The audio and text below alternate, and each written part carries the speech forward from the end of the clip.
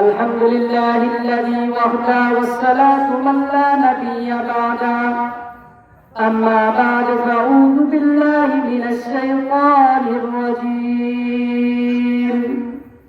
بسم الله الرحمن الرحيم الله تعالى في كلامه المجيد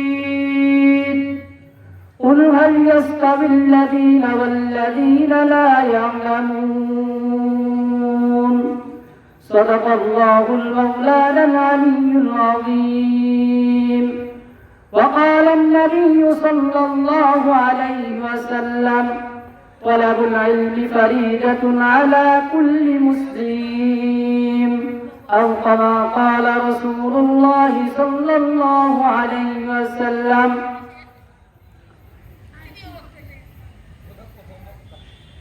সমস্ত প্রশংসা সে আল্লাহ তাআলার প্রতি যে আল্লাহ পাক রব্বুল আলামিন আমাদেরকে এশারের নামাজ বা জামাত আদায় করার পর এই ফিতনা ফাসাদের জামানার মধ্যে আল্লাহ তাআলা আমাদেরকে ছাঁটাই বাছাই করে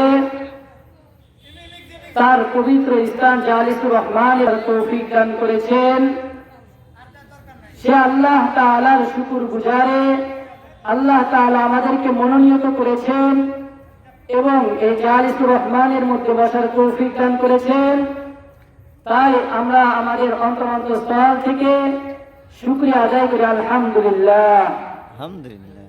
লাখো কোটি দরুদ ও সালাম নবী আকদাস আকান্দার তাজদারে মদিনা দিগার বসে আমিনা পাহাড় পর্বত বরফের পিপিলিকা পর্যন্ত সৃষ্টি করা হতো না, এমনকি আমাকে আপনাকে সৃষ্টি করা হতো না, সেই নবীর প্রতি আমরা সকলে দরুদ পড়ি সাল্লাল্লাহু আলাইহি ওয়াসাল্লাম। মুআজ্জাজ হাজরিন, সময় খুব স্বল্পতার কারণে অল্প কিছু আলোচনা করব। যে আয়াতটা তেলাওয়াত করেছি এবং যে হাদিসটা পাঠ করেছি তার কিঞ্চিত পরিমাণ আলোচনা করব। যদি আপনাদের দয়া এবং আল্লাহ পাকের রহমত আমার সামনে হাল হয় ইনশাআল্লাহ। মুআজ্জাজ হাজরিন, আমি যে কোরআনের আয়াত তেলাওয়াত করেছি কুল হাল ইয়াস্তাবিল লাযীনা ওয়াল লাযীনা লা ইয়ালামুন, এই আয়াতের অর্থ আল্লাহ তাআলা বলতেছেন, হে নবী আপনি বলে দিন যারা জানে আর যারা জানে না তারা কি সমান? যারা জানে আর যারা জানে না তারা কখনো সমান হতে পারে না। একজন ইঞ্জিনিয়ার যে ঘর তৈরি করতে পারে আর একজন রিক্সা চাষি ব্যক্তি যায় না, তাদের মধ্যে ওরকম ভাবে পার্থক্য এবং তারতম্য রয়েছে, তাদের মধ্যে ফারাক রয়েছে। মুআজ্জাজ হাজরিন, আরেকটা উদাহরণ দিলে আপনাদের ভালো বুঝে আসবে। সেটা হলো একজন আর্মির চাকরি করে আর একজন সাধারণ কনস্টেবল, তাদের মধ্যে আকাশ পাতাল পার্থক্য। ওরকম ভাবে যে একজন ব্যক্তি কোরআন হাদিস সুন্নত ইজমা কিয়াস এই সমস্ত কিছু জানে আর একজন ব্যক্তি যে কোরআন সুন্নাত হাদিস ইজমা কিয়াস এই সম্পর্কে জানে না, তারা দুজন কোনোদিন এক হতে পারে না। যেরকম ভাবে একজন ইঞ্জিনিয়ার এবং একজন রিক্সা চালক এক হতে পারে না, যেরকম ভাবে একজন আর্মি এবং কনস্টেবল এক হতে পারে না, যেরকম ভাবে একজন কোরআন হাদিস সুন্নাত ইজমা কিয়াস সম্পর্কে জানে আর যে জানে না ওরকম এক হতে পারে না, ওরকম ভাবে একজন জাননেওয়ালা আর একজন না জাননেওয়ালা ওরকম ভাবে পার্থক্য। মুআজ্জাজ হাজরিন, আশা করি এই উদাহরণটা দেওয়ার কারণে হয়তো আপনারা বুঝতে পেরেছেন। মুআজ্জাজ হাজরিন, এই আয়াতের সারমর্ম এটাই বোঝানো হয়েছে যে আমরা যারা জানি আর যারা জানি না, যারা জাননেওয়ালাদেরকে আমাদের সম্মান করতে হবে, আর যারা আমরা জানি না আমাদের তাদের প্রতি সম্মান মহব্বত, তাদের দেখলে সালাম কালাম, তাদের প্রতি মহব্বত আমাদের অন্তরস্থল থেকে সর্বদাই থাকতে হবে। কারণ একজন জাননেওয়ালা, আমার বাড়িতে যখন আমি একটা বিল্ডিং তৈরি করব, বিল্ডিং তৈরি করার আগে যখন আমি ইঞ্জিনিয়ার সাহেবকে বলি, ইঞ্জিনিয়ার সাহেব আপনি আমার বাসায় আসেন, ইঞ্জিনিয়ার সাহেব যখন বাসায় আসে, বাসায় আসার পরে ইঞ্জিনিয়ার সাহেবকে অনেক সম্মান করা হয়। তার জন্য চেয়ারের ব্যবস্থা করা হয়, তার জন্য চা পানির ব্যবস্থা করা হয়, তার জন্য ফ্যানের ব্যবস্থা করা হয়, নানান প্রোটেকশন তাকে দেওয়া হয়, যাতে করে ইঞ্জিনিয়ার সাহেব তার বিল্ডিংটাকে এমন ভাবে তৈরি করবে যাতে করে 1000 বছরের পরেও যেন তার বিল্ডিং এর কোনো ক্ষয়ক্ষতি না হয়। কি কারণে? যে আমি যদি তাকে মহাব্বত করি তাহলে সে অবশ্যই আমার বিল্ডিংটাকে নিয়ে বেশি গবেষণা করবে।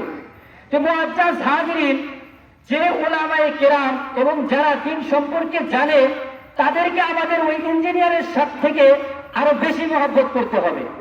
কারণ দুনিয়ার ঘর তৈরি করার জন্য একজন ইঞ্জিনিয়ার সাহেবকে যদি আমরা এত মহব্বত করে থাকি, আর যিনি আমাদেরকে জান্নাতে ঘর তৈরি করে দেবে, যে জান্নাতে যাওয়ার পরে মানুষের আর কোনোদিন মৃত্যু হবে না। দুনিয়াতে আমি আপনি আসছি হয়তো 70 বছর জিন্দেগি, হাইস্ট হলো 65 বছর জিন্দেগি, এরপরে আমার অন্ধকার কবরে চলে যেতে হবে। হয়তো আমার ছেলে সন্তানরা সেই বিল্ডিং এ বসবাস করবে, আমি কিন্তু 100 বছরের গ্যারান্টিওয়ালা বিল্ডিং এ 100 বছর বাঁচতে পারবো না।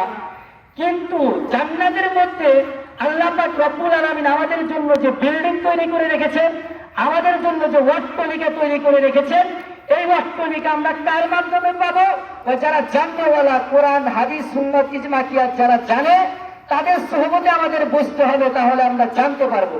তো মুআজ্জিজ হাজিরিন, আপনাদেরকে এত সুন্দর উদাহরণের দ্বারা বুঝাইলাম যে একজন ইঞ্জিনিয়ারকে যদি আপনারা এত মহব্বত করতে পারেন, তাহলে অন্ধকার কবরে যাওয়ার পরে জান্নাতের মধ্যে যে ওয়াট্টলিকা দেওয়া হবে, সে ওয়াট্টলিকা 1000 বছর আপনি বেঁচে থাকবেন এবং তার মধ্যে আপনি হুর গিলমানদের সাথে খেলতামাশার মধ্যে মগ্ন থাকবেন। তাহলে আপনাদের বুঝতে হবে, একজন ইঞ্জিনিয়ার সাহেবকে যদি আমরা এত মহব্বত করে থাকি, তাহলে যারা কোরআন সুন্নাত হাদিস ইজমা কিয়াস জানে, তাহলে তাদেরকে আমাদের কতটুকু মহব্বত করতে হবে সেটা আপনার বিবেকের উপর ছেড়ে দিলেই আপনার বিবেকই প্রশ্ন করবে যে একজন আলেম এবং যারা দিন সম্পর্কে জানে তাদেরকে আমাদের কতটুকু মহব্বত করতে হবে। আশা করি মুআজ্জিজ হাজিরিন, কে কি করলো এটা দেখার বিষয় নাই। কবি বলেন যে কোনো একজন মানুষ যদি কথা বলে তার কথাকে তুমি ফলো করো, সে খারাপ হোক তার খারাপের দিকে তুমি যাও না, হয়তো তার কথার দ্বারা তুমি হেদায়েত পেয়ে যেতে পারো। মুআজ্জাজ হাজিরিন, সময় স্বল্পতার কারণে কিছু বলতে পারতেছি না। তো সেই ইঞ্জিনিয়ার সাহেবকে যদি আপনারা এরকম ভাবে মহব্বত করতে পারেন, বাড়িতে খাওয়াইতে পারেন, তো এরকম ভাবে যারা জাননেওয়ালা, কোরআন সুন্নাত ইজমা যারা আপনার জান্নাতের মধ্যে আপনার ওয়াট্টলিকাকে মজবুত করে দেবে, তাদেরকে তো আপনাদের ভালোবাসা আরো বেশি দরকার। আল্লাহ পাক রব্বুল আলামিন আমাদের এলাকাবাসীকে কবুল করার কারণে আমাদের এলাকাতে একটা মাদ্রাসা হওয়ার পরিকল্পনা চলতেছে। মুআজ্জাজ হাজিরিন, মাদ্রাসা যে কি একটা বরকতি জিনিস আপনাদেরকে বলে বুঝাইতে পারবো না। আমি মুন্সিগঞ্জ পড়াশোনা করছি, মুন্সিগঞ্জের এমন হালত, নাজুক হালত, যে মুন্সিগঞ্জে যায় নাই সে বলতে পারবো না মুন্সিগঞ্জের কি অবস্থা। আমি মনে মনে সর্বদাই বলি যে মুন্সিগঞ্জের মানুষ যে নাজ নিয়ামতের মধ্যে আছে, এত সুন্দর আলু চাষ করে, আলুগুলো এত সুন্দরভাবে হয়, আমি মনে করি সেই মাদ্রাসার বরকতে আল্লাহ পাক আলুর মধ্যে বরকত দিছে এবং মানুষদের মধ্যে হেদায়েতের আলো বাতি জ্বালাইয়া দিছে। নয় যদি সেই মাদ্রাসা না থাকতো তাহলে লূত আলাইহিস সালামের কওমের জাতির মধ্যে আল্লাহ পাক রব্বুল আলামিন জিবরাইল আলাইহিস সালামের মাধ্যমে সেই মুন্সিগঞ্জকে উল্টায় দিত। কারণ মুন্সিগঞ্জের এমন নাজুক হালত, আমাদের কোদ্দাসপাড়ার হালত এমন হয়ে গেছে। তো যাই হোক, আল্লাহ পাক রব্বুল আলামিন আমাদেরকে কবুল করছে দেখে আমাদের পাশে মাদ্রাসা হইতেছে। সেই মাদ্রাসার মধ্যে সর্বদা আল্লাহর কোরআন তেলাওয়াত করা হবে, হাদিস পড়া হবে। আর যে জায়গার মধ্যে আল্লাহর কোরআন তেলাওয়াত করা হবে সেই জায়গাটা দামি হয়ে যাবে। একটা উদাহরণ দিলে আপনাদের ভালো বুঝে আসবে। সেটা হলো, আমি পোশাক পরেছি 160 টাকা গজের কাপড়, এই কাপড়টার কোনো দাম নাই, এই কাপড়টা পরিষ্কার করার পরে পানিটা আমি যে কোনো জায়গায় ফালাইয়া দিতে পারবো, কোনো সমস্যা নাই। কিন্তু যখন আমার এই 160 টাকার কাপড়টা আল্লাহ পাক রব্বুল আলামিনের কালামের মূল্যের সাথে লাগিয়ে যাইব, তখন এর মর্যাদা কি যাবে? বেড়ে যাবে। কি যাবে? বেড়ে যাবে। তখন আমি ওই দুধদানিটা ধোয়ার পরে তার পানিটা আমি যে কোনো জায়গায় ফালাইতে পারবো না। তাহলে এই 60 টাকা গজের কাপড়টা আমার শরীরের সাথে লাগার কারণে তার কোনো দাম নাই, আর আল্লাহ পাক রব্বুল আলামিনের কালামুল্লাহর সাথে লাগার কারণে তার দাম বেড়ে গেছে, তার দাম চমকায় গেছে। তাহলে যে এলাকার মধ্যে আল্লাহ পাক রব্বুল আলামিনের কালামুল্লাহর তেলাওয়াত হবে তাহলে তো সর্বসম্মতিক্রমে বোঝা গেছে সে এলাকার দাম ভাই বৃদ্ধি পাওয়া যাবে। কথা বলেন ঠিক কিনা? কত বড় সৌভাগ্য এই প্রত্যাশপাড়া এলাকাবাসী এবং পূর্বরানী গ্রামবাসীদের অনেক সৌভাগ্য যে আল্লাহ পাক রব্বুল আলামিন এলাকার মধ্যে একটা নুরানি বাগান এবং আল্লাহ নবীর ঘর তৈরি করার তৌফিক দান করতেছে এলাকাবাসীদের। আমাদেরকে বেশি বেশি দান করে এই ঘরকে আইয়ে নিয়ে যেতে হবে। মুআজ্জাজ হাজরিন, এই কোরআন দুনিয়াতে কত বই পুস্তক রয়েছে, আমরা পাঠ করি, আমাদের ভালো লাগে না। একটা বই একবার পড়লে দ্বিতীয়বার পড়ার আর কোনো ইচ্ছা হয় না। মুআজ্জাজ হাজরিন, কিন্তু কালামুল্লাহ আজ থেকে 1400 বছর আগে রাসূল আকরাম সাল্লাল্লাহু আলাইহি ওয়াসাল্লামের উপর কোরআন নাজিল হওয়ার পর থেকে নিয়ে আজ পর্যন্ত 45 হিজরি চলতেছে, 45-46 হিজরি চলতেছে। এই সময় পর্যন্ত কোন একজন মানুষ কোরআন তেলাওয়াত করে সে বলতে পারলো না যে কোরআনের প্রতি আমার ভক্তি এসে গেছে, কোরআন আমার পড়তে মন চায় না। বরং কোরআন এমন একটা জিনিস যে কোরআন পড়লে খালি পড়তেই মন চায়, পড়তেই মন চায়, পড়তেই মন চায়। এটা হলো কোরআন। এই কোরআনের মধ্যে কোনো ভক্তি নাই। কোনো একজন ভালো মানুষ না, খারাপ মানুষ, কিন্তু যখন সে কোরআনের আওয়াজটা তার কানের মধ্যে পৌঁছে তখন তার মনটা নরম হয়ে যায়।